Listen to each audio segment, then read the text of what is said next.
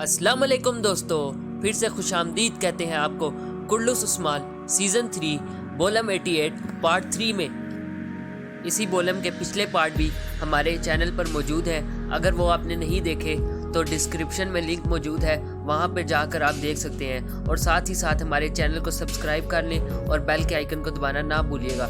बोलम स्टार्ट होता है और बोलम के आगाज़ में कुर्नीलिया और दूसरी खादमा जा रही होती है। वहाँ पर वो शैतान आरियुस आता है। उसे देखकर कुर्नीलिया दूसरी खादमा से कहती है कि तुम जाओ, मैं आ रही हूँ। ये सुनकर वो यहाँ से चली जाती है और कुर्नीलिया आरियोस के साथ जाने लगती है। और वो वहाँ पर आइगुल भी उनका पीछा कर रही होती है। आइगुल कुर्नीलिया को देख लेती है और उसके पीछे ही जाने लगती है कि एक आदमी आता है और आइगुल से बातचीत करने लगता है, जिसकी वजह से वो उसकी नज़रों से ओझल हो जाती है।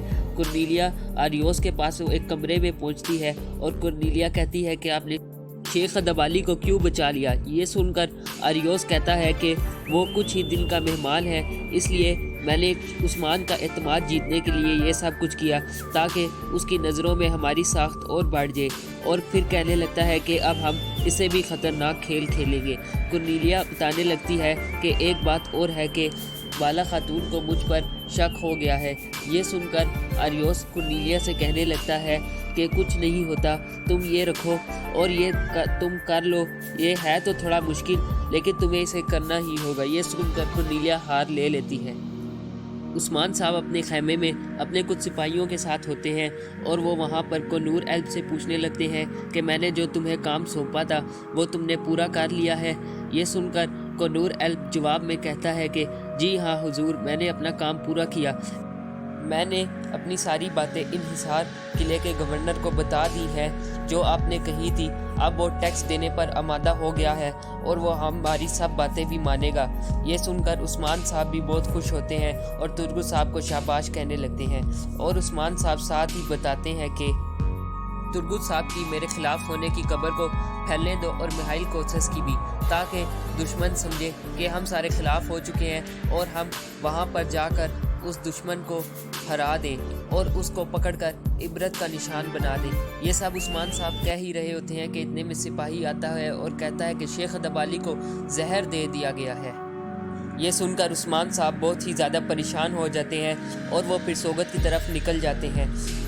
अगले ही सीन में दिखाया जाता है कि कुर्नियाली मर्गिन के पास आती है और कहती है कि मैंने मलहून खातून को भी जहर दे दिया है। अब वो भी नहीं बच पाएगी और ना बिस्तर से उठ पाएगी जब तक हम ना चाहें। ये सुनकर बर्किन कहता है शाबाश, लेकिन ये तुमने कैसे किया और तुमने मलहून खातून को जहर कैसे दिया। कुर्नियाली कहती है कि मैंने उनकी दुआ में जहर मिला दिया था, जिसे वो खाने के बाद अब बिस्तर से नहीं उठ पाएंगी और वो कभी नहीं उठ पाएंगी। वहाँ पर मलहून खातून बिस्तर पर होती हैं। मलहून खातून की हालत काफ़ी नाजुक हो चुकी है, जिस पर सलजान खातून उनको कहती हैं कि आप कुछ देर आराम कर लें। बाला खातून भी उनसे यही कहती हैं कि आपकी हालत ठीक नहीं लग रही, आप कुछ देर आराम कर लें। इतने में सलजान खातून, बाला खातून और वो खादमा बैठी खाने खा रही होती हैं और साथ ही कुर्नीलिया आ जाती है। कुर्नीलिया आकर खाना डाल रही होती है प्लेट में, जिससे सलजान खातून को उस पर शक होता है, लेकिन फिर वो उसी प्लेट में खाना खुद खाने लगती है।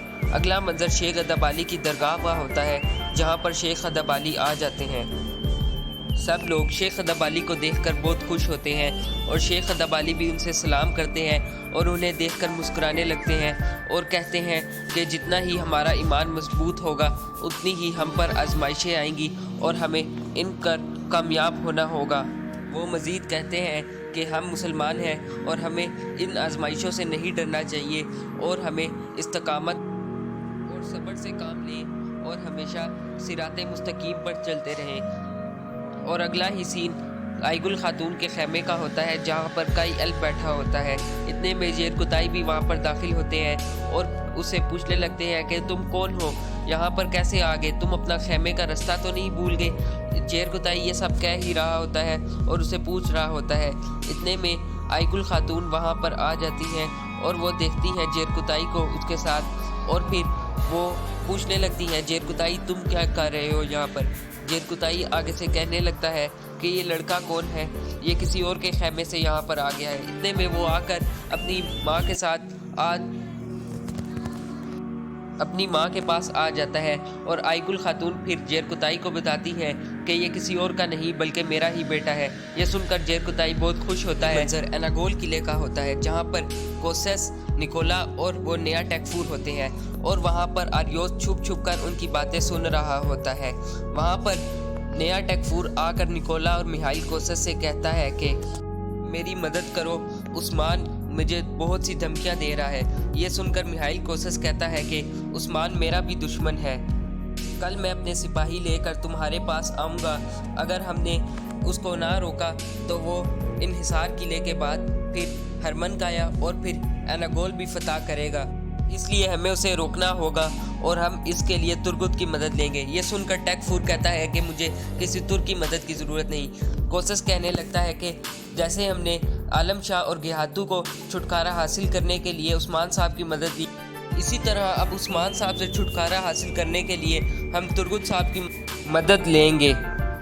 ہم ترگت کو استعمال کریں گے اور پھر اسے استعمال کر چھوڑ دیں گے۔ یہ سن کر نکولا بھی میخائیل کوسس کی ہاں میں ہاں ملانے لگتا ہے۔ ان کی باتیں سن کر ٹیکفور بھی آمادہ ہو جاتا ہے اور کہتا ہے کہ ٹھیک ہے، جیسا تم کو ٹھیک لگے ویسا تم کرو، اور پھر وہ یہ کہہ کر وہاں سے چلا جاتا ہے۔ اس کے جانے کے بعد نکولا کوسس سے کہتا ہے تم یہ کیا کہہ رہے ہو، جس پر کوسس کہتا ہے میں ٹھیک کر رہا ہوں، میں تم سے انتقام لینے کے لیے عثمان کے پاس گیا اور اب میں عثمان سے انتقام لینے کے لیے ترگت کے پاس جا رہا ہوں۔ نکولا یہ سن کر ہنسنے لگتا ہے۔ اگلا ہی منظر کائی قبیلے کا ہوتا ہے جہاں پر سلجان خاتون بیٹھی ہوتی ہیں اور کرنیلیا وہ زہر کھا لیتی ہے اور اسے زہر کا اثر بھی ہونے لگ جاتا ہے۔ یہ دیکھ کر سارے حیران ہوتے ہیں اور وہ زہرا کی طرف اشارہ کرنے لگتی ہے اور کہتی ہے مجھے اسی نے زہر دیا ہے، اس کو پکڑ لو، اس کو چھوڑنا مت، مجھے اسی نے زہر دیا ہے۔